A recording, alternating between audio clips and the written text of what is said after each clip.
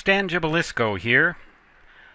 Let's look at the concept of phase in an alternating current sine wave and how phase can be represented as a vector quantity that rotates around and around and around. There's a useful purpose for that in engineering and in physics. I discuss this in my book, Teach Yourself Electricity and Electronics. In chapter 12 of the 5th edition, you'll find this discussion beginning on page 202.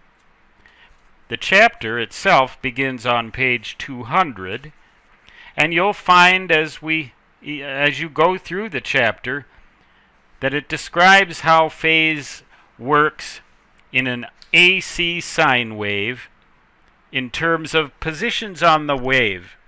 Here is a stereotypical AC sine wave. The instantaneous amplitude, voltage usually, positive going up, negative going down, varies with time according to some version of the trigonometric sine function, some multiple of that function. You can always boil this function down to the mathematical sine function. That's where the term sine wave comes from. Sine, S-I-N-E, sine wave, also known as a sinusoid. Either of these two things means the same thing. It means a wave just like this. Let's suppose that we start at zero amplitude going positively, and we call that point A. That is 0 degrees of phase, and we can represent that on a polar coordinate plane as a vector pointing in the 0 degree direction, which in the mathematician's polar coordinate plane goes off towards the right, or east, if you want to call it a compass direction, like that. Angles increase going counterclockwise, 30 degrees, 60 degrees, 90, 120, 180, 270, all the way around to 360, which is the beginning of the next cycle, and we start again at 0. So this vector A represents the wave at this point. Now, why is the vector a certain length even though this amplitude is 0? Well, we'll get to that in a minute. The length of the vectors in this coordinate plane, they're all the same, and they all represent the maximum instantaneous amplitude, which occurs here at point B, which is 1/4 of the way through the cycle, or 90 degrees. That coincides in this drawing here to the vector B pointing straight up, 90 degrees. So as we move along the curve from A to B, this vector maintains its length, but it rotates counterclockwise at a constant angular speed until we get to the 90 degree point. That instantaneous amplitude right there is what determines the length of the vector. The frequency of this wave, how fast it alternates, determines how fast this vector goes around and around. After we pass point B and we continue along the curve to the half cycle point, we reach point C, 180 degrees of phase. Now the vector points straight off towards the left to the 180 degree marker on the polar coordinate plane. Same length, same angular speed, halfway around, halfway through the cycle.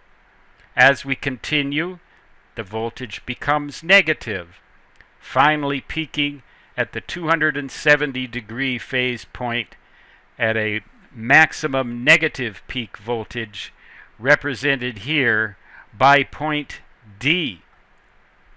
That vector has continued to rotate and now points straight down or south if you like, compass directions.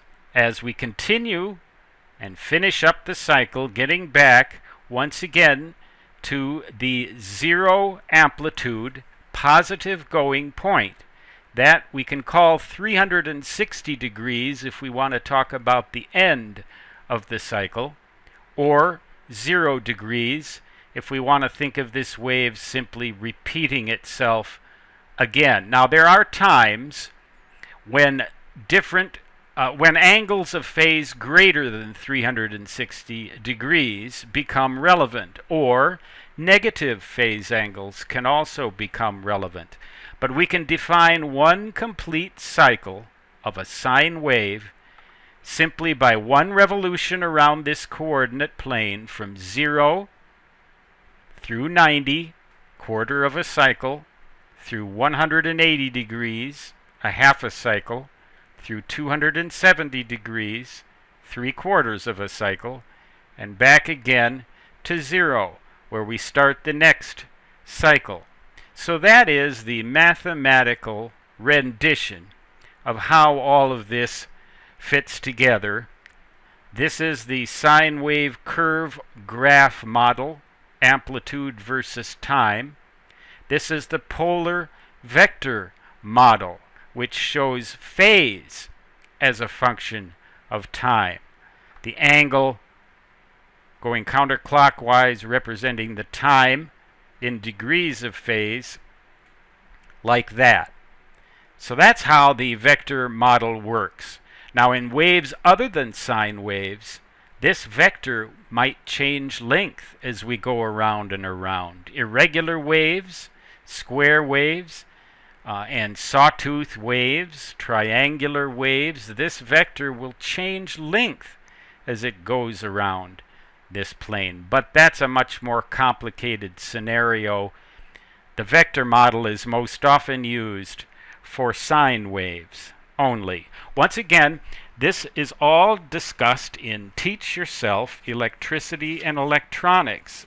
And I believe it's discussed in all editions of the book.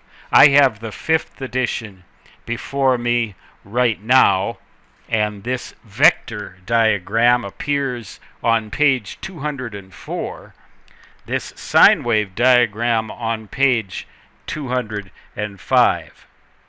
Hope that helps you understand this concept and you can move forward with alternating current theory. Stan Gibilisco, signing off.